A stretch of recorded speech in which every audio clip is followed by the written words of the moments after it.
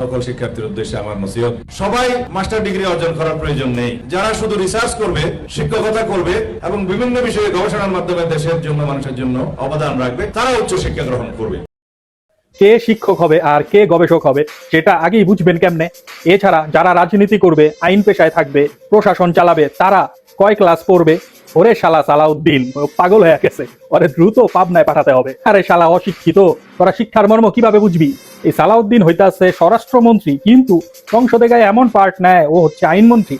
তো মনে মনে চিন্তা করলো তাহলে একটু শিক্ষামন্ত্রীর দায়িত্বটা পালন করে দেখি, তাই সে শিক্ষামন্ত্রীর তো দায়িত্ব পালন করতেছে এখন। আরে শালা স্বরাষ্ট্রমন্ত্রী, তোর এত কিছু চিন্তা করার কিছু নাই তো? তুই দেখবি দেশের আইন শৃঙ্খলা পরিস্থিতি কি, দেশে আরে মাইরা লাইতাছে, এদিকে দর্শন করতেছে, ওদিকে রাহাজানি, ওদিকে ছিনতাই, এদিকে কোনো খেয়াল নাই। উনি আছে বড় বড় লেকচার, মানে উনি পুরা 1:2 মাল্টিপল মন্ত্রী হয়ে গেছে উনি। শিয়ালা পাটপারি, ওর মতো ভারতের এজেন্টরে যে কিভাবে মানে মন্ত্রিত্ব দিয়া দিল, আমার মানে মাথায় ঢুকে না। দেশের জনগণ সবাইকে উচিত কিভাবে উচ্চশিক্ষিত করা যায়, আর ওরা উচ্চশিক্ষা থেকে নিরুৎসাহিত করতে আছে। হায় রে, এটা কি কেমন দেশে জন্ম নিলাম আমরা, কেমন আমাদের নেতা পাইলাম, কেমন আমাদের মন্ত্রী মিনিস্টার। আল্লাহ তুমি রহম করো আমাদের।